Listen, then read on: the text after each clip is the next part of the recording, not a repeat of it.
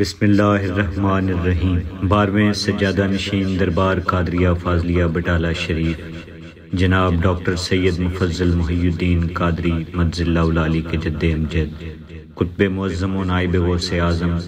حضرت ابو الفرا سید محمد فاضل الدین گیلانی قادری بٹالوی بانی سلسلہ قادریہ فاضلیہ بٹالہ شریف رضوان اللہ علیہ تحریر فرماتے ہیں۔ قصہ مختصر یہ کہ سالک کے لیے اذکار روحیہ کے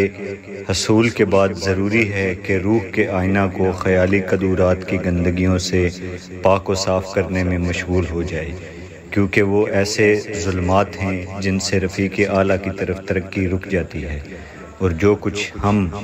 حضرت ابو الفرا نے بیان کیا ہے وہ صرف اشارات ہیں۔ بیان الاسرار صفحہ 364 من جانب شعبہ نشر و اشاعت دربار قادریہ فاضلیہ بٹالہ شریف، فاضلیہ کالونی، فیروز پور روڈ، لاہور۔